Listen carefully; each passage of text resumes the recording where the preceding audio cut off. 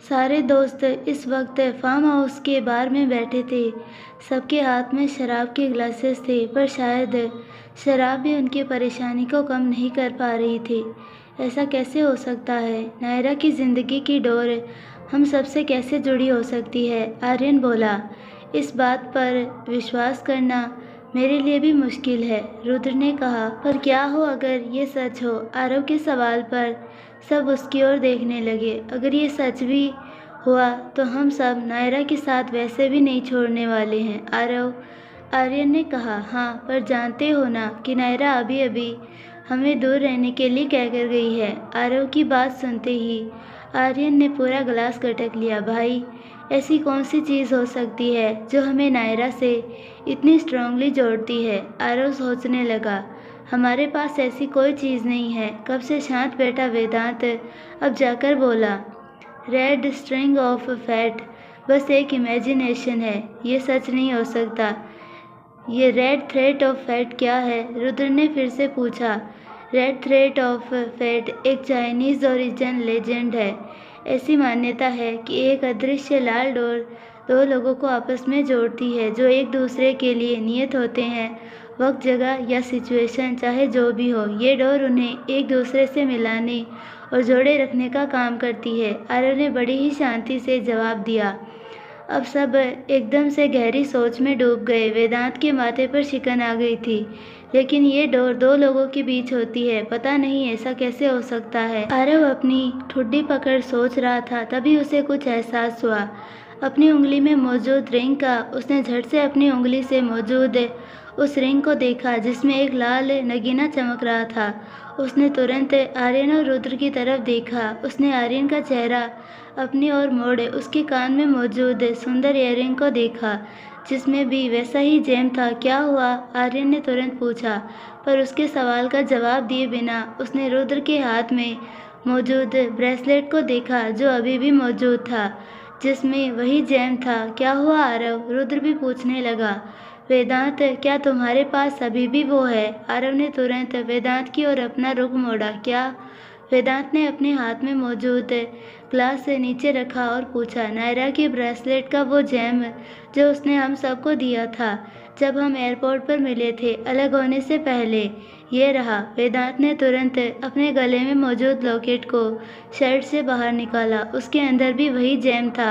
आरव गौर से उन चारों जेम्स को देखने लगा। तुम सबको याद है नायरा का वो कीमती ब्रेसलेट किस चीज़ से बना था? उसने पूछा। हाँ, उसने कहा था कि वो कहीं ट्रैकिंग पर गई थी जहाँ उसे एक पुरानी केव मिली। उसी केव में से एक कीमती पत्थर लाई थी जिसका उसने एक ब्रेसलेट बनाया था।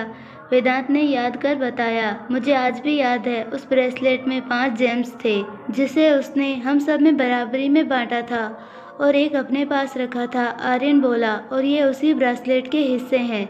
आरव आंखों में चमक लिए बोला। तुम्हारा मतलब है कि ये वो चीज़ हो सकती है? रुद्र ने पूछा। फिलहाल तो यही सोच रहा हूँ मैं। कम ऑन आरव, तुम एक डॉक्टर हो, ऐसी दकियानुसी बातों पर कैसे विश्वास कर सकते हो? आरव तुरंत बोला। पर उसके इस बात पर आरव नाराज़ हो गया।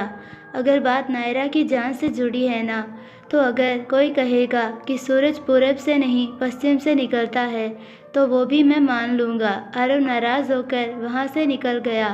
आरव आरव, अरे रुको तो। अरे मेरा वो मतलब नहीं था यार। आर्यन के कहने पर भी वो नहीं रुका, पर वेदांत ने ग्लास में शराब और ली और पूरा ग्लास से गटक लिया।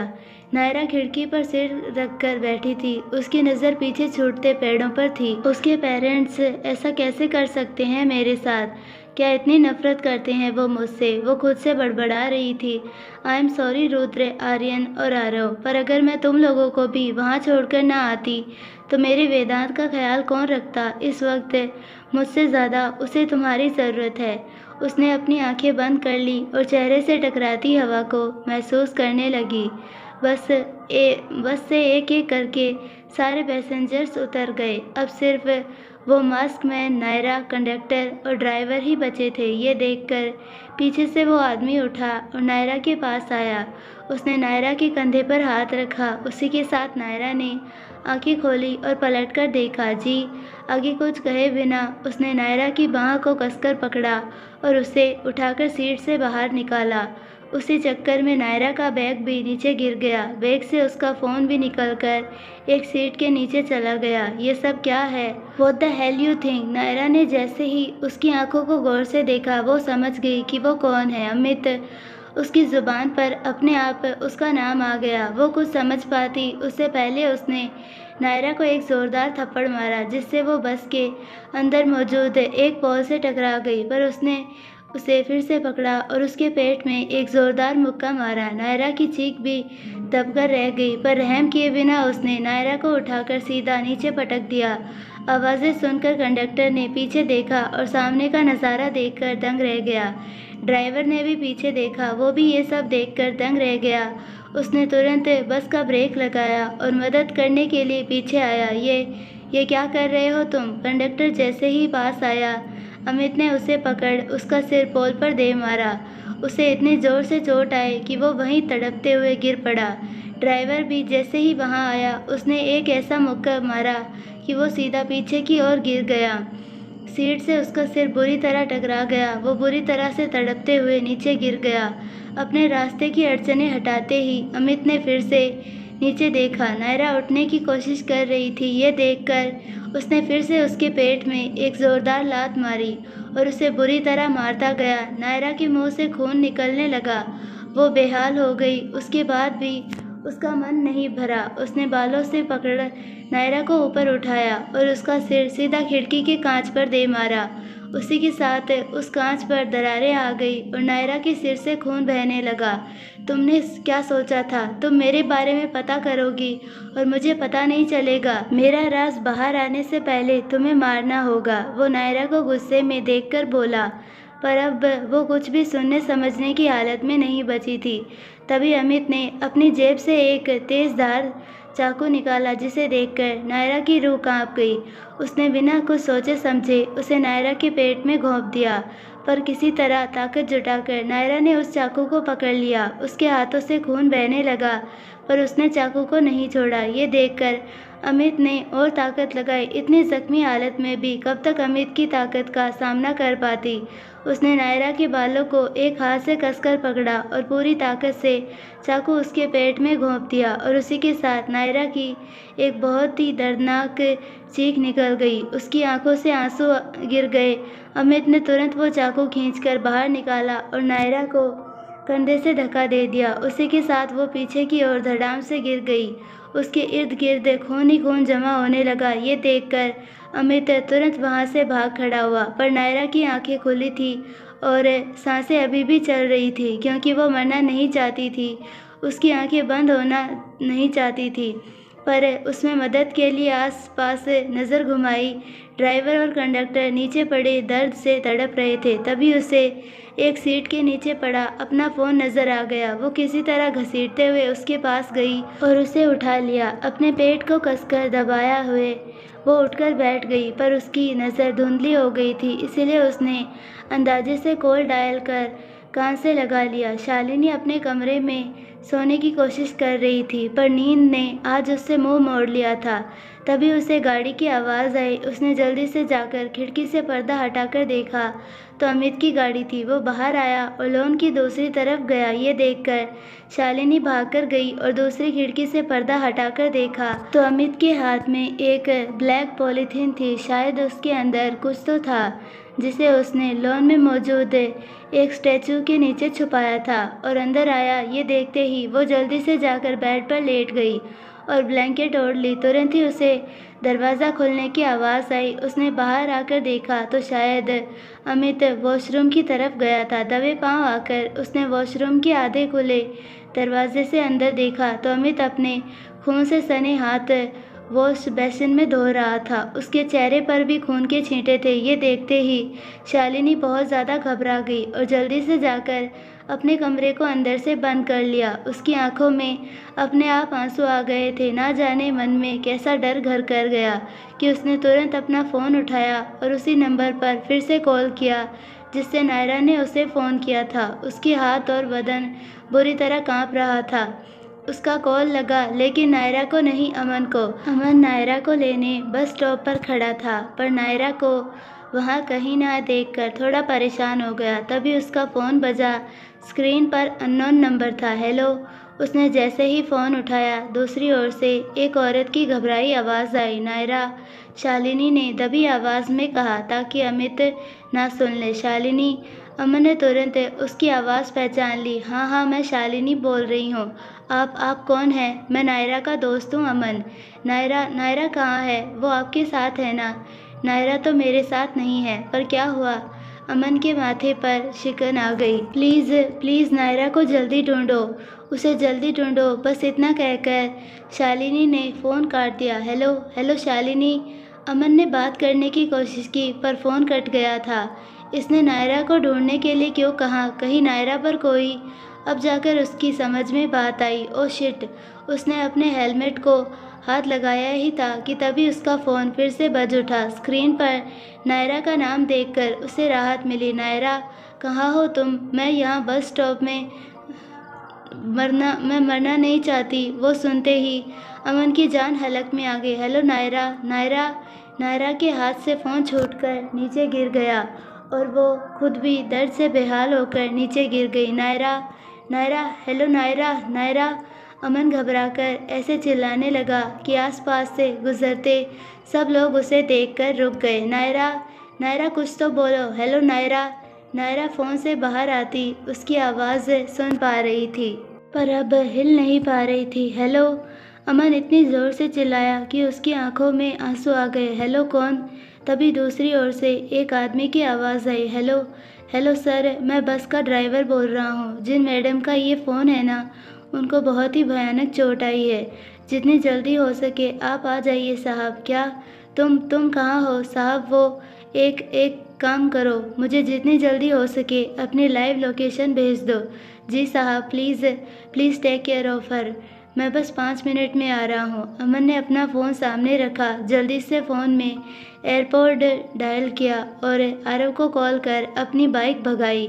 आरव इस वक्त नीचे रास्ते पर खड़ा नायरा के कमरे की बंद खिड़की को घूरे जा रहा था। उसने अपनी उंगली में मौजूद रिंग को देखा और फिर से उस खिड़की को देखा। उससे मिलने आए हैं तो उसे कॉल कर लीजिए। काव्या की आवाज़ सुनकर आरव ने चौंक कर पीछे देखा।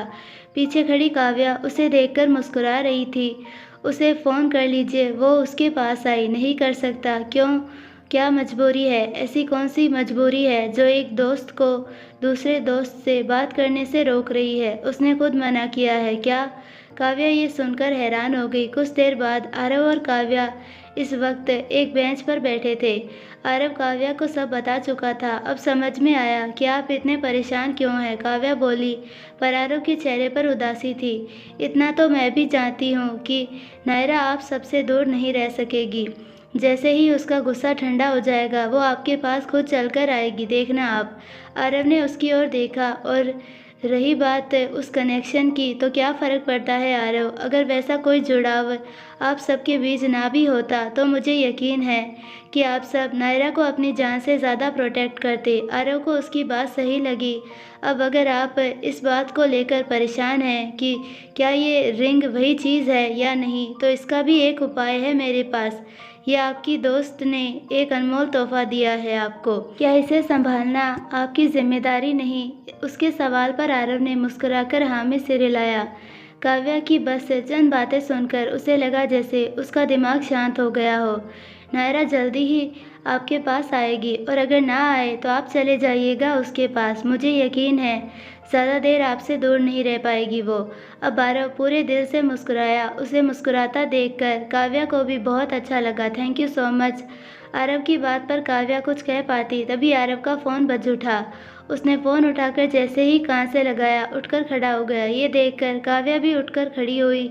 मैं अभी आ रहा हूँ।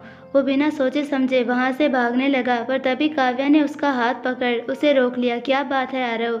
नायरा, उसे उसे कुछ हो गया है क्या?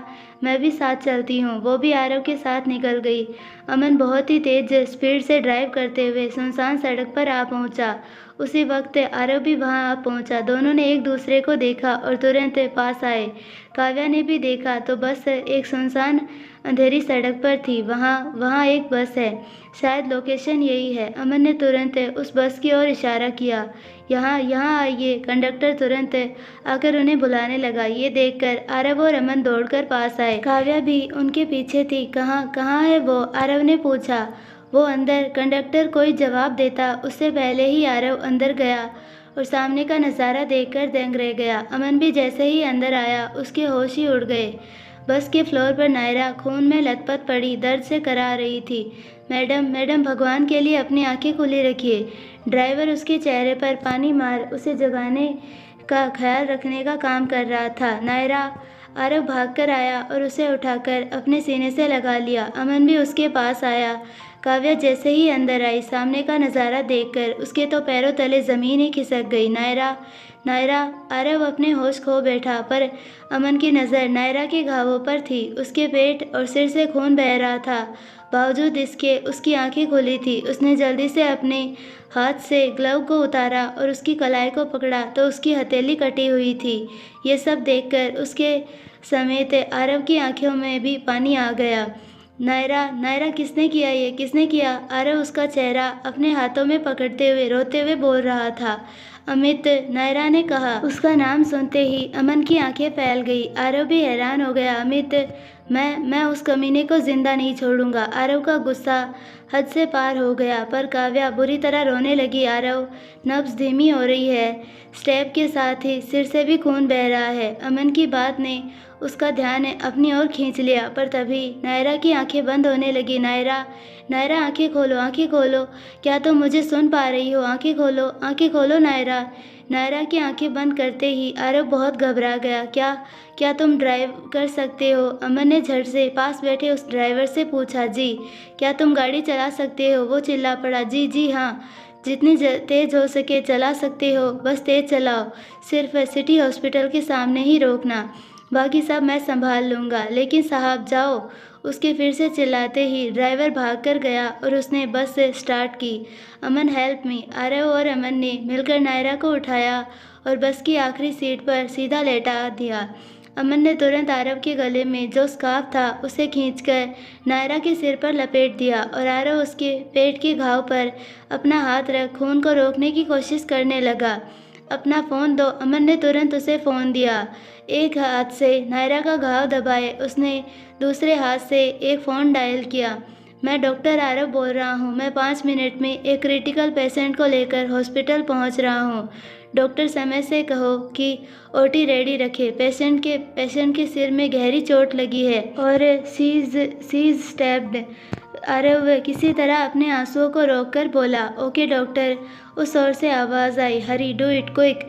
जैसे ही बस हॉस्पिटल पहुंची, डॉक्टर अपने 2 नर्सेज और स्ट्रेचर के साथ ऑलरेडी बाहर खड़े थे। आरव ने नायरा को उठाया और तेज़ी से बाहर लाया। उसे स्ट्रेचर पर लेटाकर वो तुरंत उसे अंदर लेकर गए। देखते ही देखते आरव के हाथ से नायरा का हाथ छूट गया और उसे ओटी में ले जाया गया।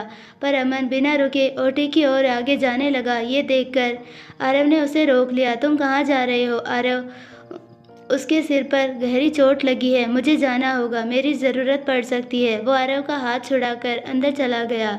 उसके ओटे में जाते ही आरव के चेहरे के सारे भाव एकदम से मर गए। ये सब कैसे? क्या ये सब सच में उस अमित ने? पर क्यों? काव्या भी एकदम से रोने लगी, पर अमित का नाम सुनते ही आरव की आंखों में खून उतर आया। उसने अपनी मुट्ठियां भींच ली। अमित, वो दांत पीसते हुए बोला और बिना कुछ सोचे समझे दरवाजे की ओर बढ़ा। आरव, रुकिए, रुकिए, कहाँ जा रहे हैं आप? काव्या ने सामने आकर उसे रोक लिया। नायरा के बदन पर आए हर घाव का बदला लेने वो काव्या को दूर कर वहाँ से चला गया। रुक जाइए आरव। काव्या ने कोशिश की पर उसे रोक ना सकी। अब मैं क्या करूँ? उसने घबराकर तुरंत अपना फ़ोन निकाला। वहीं दूसरी ओर आर्यन, रुद्र और वेदांत अभी भी बार में परेशान बैठे थे। तभी रुद्र को उसके सब डोनेट का फ़ोन आया। फ़ोन पर उसने जो बताया उसे सुनते ही रुद्र अपनी जगह से उठकर खड़ा हो गया। क्या? कब? ओके, ओके, मैं आ रहा हूँ। रुद्र ने जैसे ही फ़ोन काटा, वेदांत ने पूछा, क्या हुआ? अमित रिलीज हो गया है क्या? तुमने उसे अरेस्ट किया था?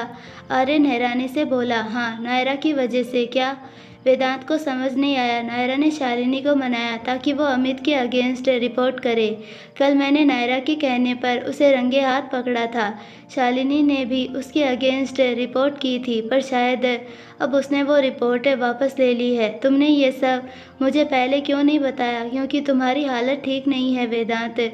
वेदांत रुद्र की बात का जवाब दे पाता तभी उसका फ़ोन बज उठा। देखा तो काव्या का फ़ोन था। काव्या का फ़ोन? इतनी रात को? उसने जल्दी से फ़ोन उठाया। हेलो। दूसरी ओर से वेदांत ने जो सुना वो सुनते ही उसके हाथ से फ़ोन छूटकर नीचे गिर गया। क्या क्या हुआ? वेदांत ने घबराकर पूछा। नायरा। वेदांत की जुबान से नायरा का नाम सुनते ही उन दोनों की आंखें फैल गई। कुछ ही देर में सब बदहवास हालत में हॉस्पिटल पहुंच गए।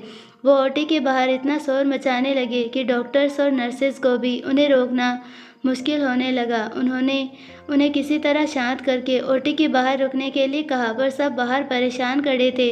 उन्होंने काव्या पर सवालों की भरमार कर दी, जिनके जवाब देना उसके लिए मुश्किल होता जा रहा था। क्या क्या हुआ था काव्या? किसने किया नायरा के साथ ये सब? वेदांत ने आंखों में आंसू लिए पूछा। अमित ने। वो सुनते ही सबके होश उड़ गए। अमित।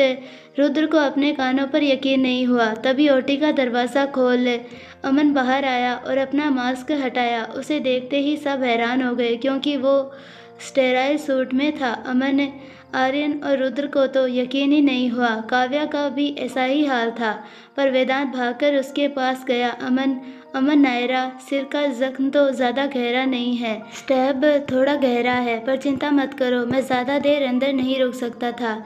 जानते हो ना, ये मेरा हॉस्पिटल नहीं है। अमन ने उसे समझाते हुए कहा। ये सब क्या है अमन? आर्यन ने हैरानी से पूछा। मैं तुम सबको इस बारे में बाद में बताऊंगा, वेदांत ने कहा। तुम सब चिंता मत करो, मैं यही हूँ। उसे आईसीयू में शिफ्ट करने वाले हैं। वैसे आरव कहाँ है? अमन का सवाल सुनकर काव्या तुरंत बोली। वो बहुत गुस्से में थे। उन्हें आज से पहले इतने गुस्से में मैंने कभी नहीं देखा।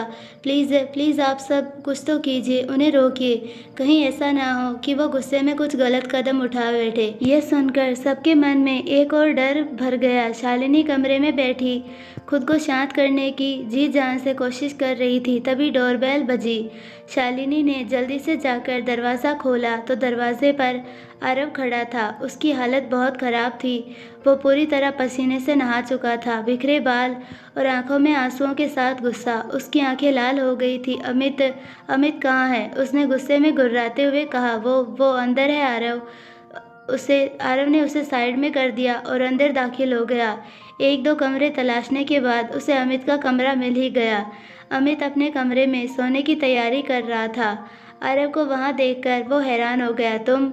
आरव ने बिना देर किए अमित को कॉलर से पकड़ दीवार पर उसका सिर पटक दिया। नायरा को क्यों मारा तुमने? उसे क्यों चोट पहुंचाई? आरव ने उसके चेहरे पर एक साथ 3-4 मुक्के मारे, जिससे उसका चेहरा एक तरफ झुक गया, लेकिन उसने जल्दी से उसकी कलाई को पकड़ लिया। ये क्या कर रहे हो तुम? तुम्हें सबक सिखा रहा हूँ। उसने जैसे ही दूसरा हाथ उठाया, अमित ने हाथ पकड़ लिया। तुम्हें क्या लगता है कि तुम एक पेशेवर फाइटर से लड़ सकते हो? अमित ने घुटने से उसके पेट पर वार किया, जिससे आरव कुछ कदम पीछे हट गया। उसके चेहरे पर दर्द नजर आ रहा था, पर वो हार मानने वालों में से नहीं था। क्या हुआ? दर्द हुआ? फर्क नहीं पड़ता।